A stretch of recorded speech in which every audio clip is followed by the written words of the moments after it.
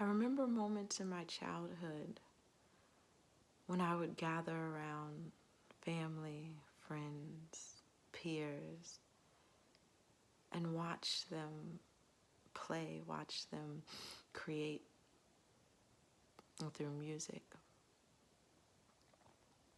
And it was always an inspiring moment to stand back and not only listen to the sound that they were creating, but to watch them navigate the instrument, to watch them read the music.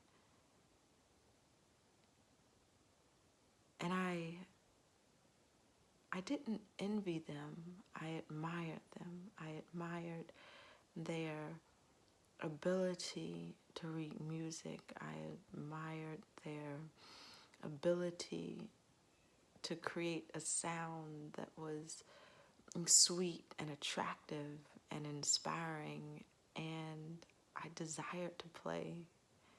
I desired to join in, but due to a mix of reasons, I was unable to do so.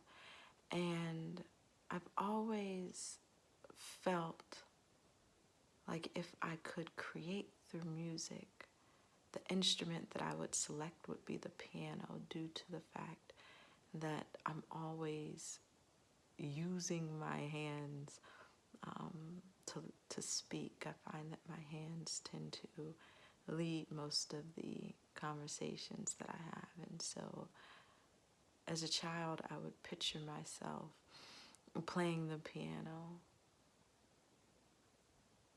And even as an adult, there were moments where I still pictured the same thing. But in the midst of picturing that, there was no real expectation that I would ever be able to sit down at a piano and actually create in the way that I saw my peers and family and friends create when I was younger. And so when I met Daniel, he invited me to take a seat beside him on the piano, and my first response was laughter. I laughed because the piano has always been an instrument that attracted me. I laughed because in my parents' home, they have a piano. No one in my immediate household knows how to play, but we have a piano that sits in the corner that I have often considered, like if I could play, like what would I play on that piano? And so when Daniel asked me to take a seat beside him, yes, I laughed at the thought of this unspoken desire of mine that he was almost inviting me to step into. But then I also laughed because he had no clue about my past and my lack of ability to kind of follow and understand music, reading music. And so he encouraged me that my, I guess, fears and past experiences should be something that I let go, and that I should embrace this method, the Daniel Garner method.